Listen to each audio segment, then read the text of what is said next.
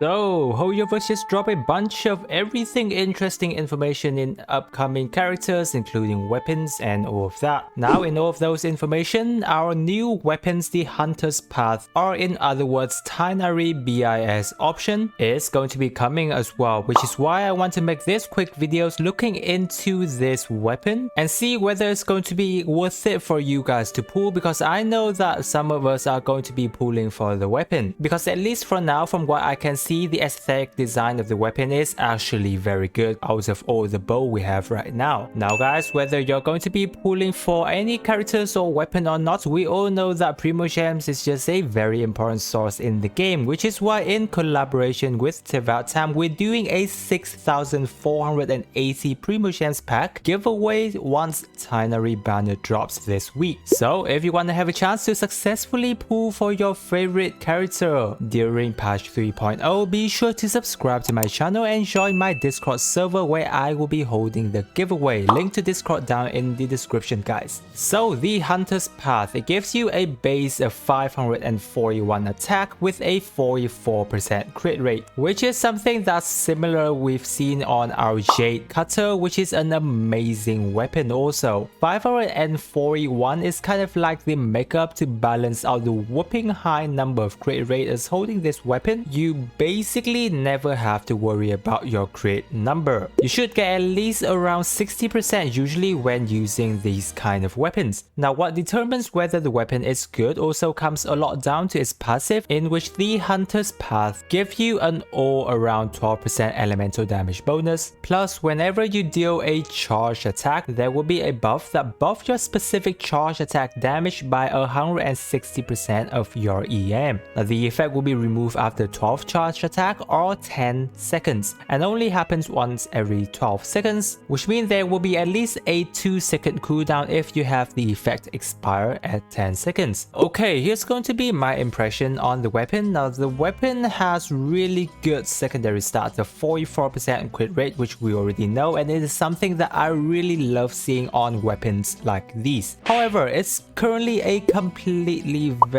truly a niche weapon. Not only do you have to use this weapon on bow character that runs charge attack as a damage source, but you also have to build EM around the character in order to maximize the weapon use. So a niche requirement on top of another very niche requirement. What would have made the weapon a little bit easier to use is, for example, it provides us a straight up amount of EM rather than a specific attack increase based on EM number. But currently here's the case with this weapon, is that there's going to be a very limited number of characters who can use this right now. Of course it was made for Tighnari, so everything of the weapon should work for him. Now I'm sure that the weapon effect still works on top of his 4 cluster bloom damage, otherwise it doesn't really make sense as his BIS options. The only question we have right now would be that will each of the cluster bloom damage use up one of the stack from the weapon passive, because we only have 12 charge attack to do, and his charge attack already have 4 cluster bloom on top of the first charge attack hit, which is a 5 hits per charge attack. Therefore it will theoretically be only 2 charge attack on Tighnari before the stack runs out if the cluster bloom does count into the stacks, and there will be like a 10-second cooldown for Tighnari to get another buff back. Hopefully it doesn't, otherwise this might be the worst BIS options for a character out of all at this point in time. So that's just for Tighnari. The other realistic use for this weapon on another character would be Ganyu, because she and Tighnari are the only 2 characters who uses charge attack at this point in time in the game. However, in order to make use of this weapon while on Ganyu, you will also need to build EM on her, and while that would mean that Ganyu is now required to use in a rather niche team, because building EM means she doesn't benefit in running freeze team, which is till this point still arguably her best and easiest team to run other than melt. Since you don't get EM uses out of freeze, you can only turn to her second option, which is melt Ganyu. Well, this is good also, but investing most of your stats into your EM in order to just get the weapon passive, it's also probably not the wisest idea, because just casually building her attack for melt damage is already very good and is rather easier than you focusing on building EM. Not to mention we also only get 12 charge attack, and hopefully the stack don't count her bloom damage from her charge attack as well. So at this point the weapon can be good on her, not as good as her ambush bow, low BIS option, but might fall into the category of the second or third place for Ganyu's best bow, since the crit rate it gives is insane plus the 12% elemental damage bonus. Other than that, I realistically can't think of any other character would actively benefiting on this weapon, unless later on in the game we have more Dandruff Bow user who uses charge attack plus EM build. Now there have been questions regarding whether Venti would be benefiting from this weapon, and I would say yes, but that's only in the case where Venti is a DPS character. I'm not sure how many of us out there who now would love Venti so much that you will be maining him as a DPS at this point, but obviously I can't disregard our Venti mains out there now, can I?